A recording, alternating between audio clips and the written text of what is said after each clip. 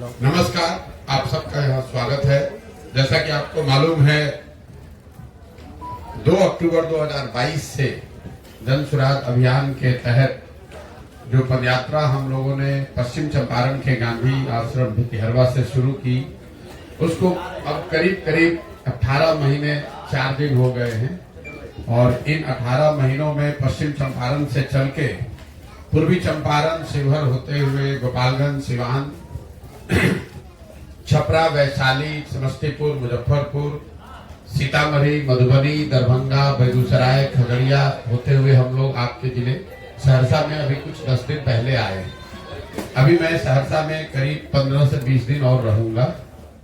पदयात्रा का जो स्वरूप है आप देखते हैं, हम लोग का प्रयास होता है कि गांव-गांव जाएं और मैं और मेरे साथ जो पदयात्री हैं, तो प्रयास ये होगा कि कम से कम 90% गांवों में जरूर हम लोग व्यक्तिगत तौर पर वहां पहुंचकर लोगों से मिले, उनकी समस्याओं के बारे में जाने, उसका अध्ययन करें, उनको जन सुराज के बारे में बताएं। पदयात्रा के जो 3 मुख्य उद्देश्य हैं, वो पहला उद्देश्य ये है कि बिहार, मेरी अपनी जो 15-20 वर्ष की राजनीतिक सामाजिक समझ है, पहले संयुक्त राष्ट्र संघ में, फिर 10 वर्ष राजनीति के क्षेत्र में, मेरा जो अध्ययन है बिहार को लेकर या समझ है, उसके अनुसार बिहार की जो बदहाली, बर्बादी, गरीबी का कारण है, वो उसकी मूल वजह ये है कि यहाँ पर एक तरह से पिछले 30-40 वर्षों से राजनीतिक बंधुआ मजदूरी बन गई है। जैसे देश में पहले गुलामी होती थी, वैसे बिहार में राजनीतिक तौर पर लोगों की गुलामी हो गई है, चाहे वो जात के नाम पर हो, हिंदू मुसलमान के नाम पर हो, या भाजपा के डर से लालू और लालू जी के डर से भाजपा। तो ये जो समस्या है, हम लोग बात करते हैं कि बिहार में सड़क नहीं है, पढ़ाई नहीं है, रोजगार नहीं है, गरीबी है, पलायन नहीं, ये सारी बातें लोगों को पहले से पता है। हम लोग आकर एक दिन देखते हैं, नेता लोग आकर उस पर चर्चा कर सकता है, पत्रकार उस पर लिख सकता है, लेकिन जो लोग इस जीवन को जी रहे हैं, उनके लिए तो डेली का काम है। इसके बावजूद वो लोग फिर जाकर वोट उन विषयों को छोड़कर दूसरे विषय पर क्यों देते हैं? तो उसकी ये 4 वजह मुझे जो समझ में आई है कि लोग यहाँ पर अपनी समस्याओं से जूझते हैं, परेशान हैं, लेकिन जब वोट का वक्त आता है तो वोट यहाँ पर मुख्यतः 4 विषय पर लोग दे रहे हैं। पहला, अपनी जाति के आधार पे। दूसरा, जो जाति से बचा वो धर्म के आधार पर। ये मानना कि सिर्फ बिहार में हर व्यक्ति जाति पर वोट दे रहा है, ये भी बिल्कुल सिरे से इसको मैं खारिज करता हूँ। और इसका उदाहरण भी मैं हमेशा देता हूँ कि अगर हर व्यक्ति बिहार में जाति के नाम पर ही वोट दे रहा है, तो नरेंद्र मोदी जी को वोट बिहार में दे कौन रहा है? उनके जाति का तो बिहार में आदमी नहीं रहता है। तो ये दिखाता है कि हर व्यक्ति जाति के नाम पर वोट नहीं दे रहा है। जो व्यक्ति जाति के नाम पर वोट नहीं दे रहा है, वो हिंदू मुसलमान विचारधारा, राष्ट्रवाद के नाम पर वोट दे रहा है।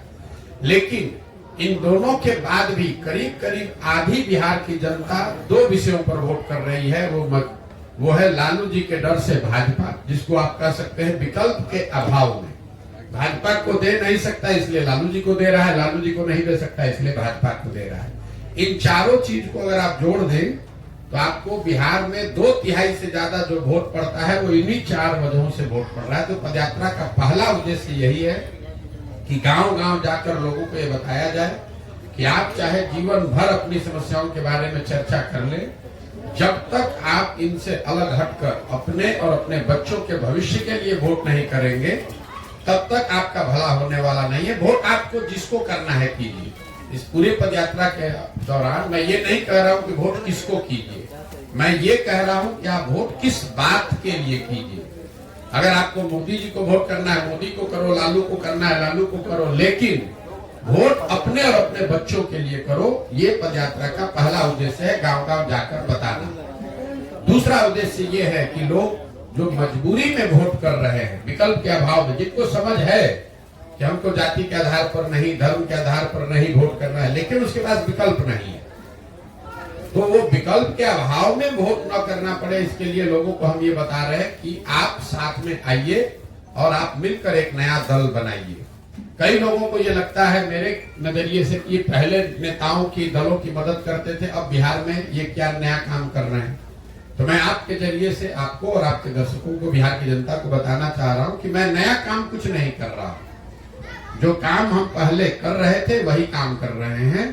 पहले मैं नेताओं को, दलों को सुझाव देता था कि किस तरीके से अपने संगठन को, दल को व्यवस्थित कीजिए, कैसे आप किन मुद्दों को लेकर जनता के बीच में जाइए, कैसे प्रचार प्रसार कीजिए, कैसे चुनाव लड़िए, जीतिए। वही काम हम आज कर रहे हैं। फर्क बस इतना है कि पहले दल और नेता के लिए कर रहे थे, अब बिहार के समाज के लिए कर रहे हैं। तो पदयात्रा का दूसरा उद्देश्य है कि लोगों को, समाज को बताया जाए, और जो लोग राजनीतिक तौर पर जागरूक हैं, नया दल, नया व्यवस्था बनाना चाहते हैं, उनको संगठित करके उनकी मदद की जाए ताकि बिहार में एक नया दल, नया विकल्प बन सके। और तीसरा पदयात्रा का जो उद्देश्य है कि अगर लोग सही तरीके से वोट कर भी दें, सही लोग चुनकर आ भी जाएं, तो भी बिहार तब तक नहीं सुधरेगा जब तक बिहार को सुधारने का एक नजरिया, एक प्लान, सोचा समझा विजन ना हो। तो इस पदयात्रा के दौरान एक लक्ष्य ये है कि बिहार के 8,500 पंचायतों का जमीन पर अध्ययन करके, विशेषज्ञों की राय से, लोगों की सलाह से हर पंचायत का एक 10 वर्षीय योजना बनाया जाए, ताकि लोग ये देख सके वोट करने से पहले कि उनके पंचायत को अगले 10 वर्ष में विकसित बनाने के लिए जन सुराज के पास क्या योजना है, क्या प्लान है। उस योजना को बनाकर पहले जारी करेंगे, लोग उसको देख पाएंगे, पढ़ पाएंगे, उनको ठीक लगेगा तो जुड़िए, ना ठीक लगे तो कोई बात नहीं है। तो पदयात्रा में जो इतना लंबा समय लग रहा है वो इसीलिए लग रहा है कि ये सिर्फ किलोमीटर चलने का मुद्दा नहीं है। ऐसा नहीं है कि मुझको इसको साल भर में करना है कि 2 साल में करना है, 3000 किलोमीटर चलना है कि 8000 किलोमीटर चलना है, कोई चीज निश्चित नहीं है। एक चीज निश्चित है कि बिहार के हर गांव, हर शहर, हर प्रखंड पंचायत तक पहुंचना है। दूसरा चीज निश्चित है कि इन 3 लक्ष्यों की प्राप्ति के लिए गांव गांव जाकर लोगों को जन जागरण के हिसाब से उनको बताना है कि आप अपने और अपने बच्चों के लिए वोट कीजिए। अगर आप नया दल विकल्प बनाना चाहते हैं तो नया दल और विकल्प बनाइए। और तीसरा, हर पंचायत के लिए एक योजना बने। इस पंचायत की योजना में वहां की स्थानीय समस्याओं का जिक्र हम लोग करते हैं, कैसे उस समस्या का निपटारा होगा ये बताते हैं। लेकिन साथ साथ हर पंचायत की योजना में 3 बात जरूर बनाई जा रही है। पहला, कि पंचायत के स्तर पर लोगों के बच्चों के पढ़ने की व्यवस्था अच्छी कैसे की जाएगी।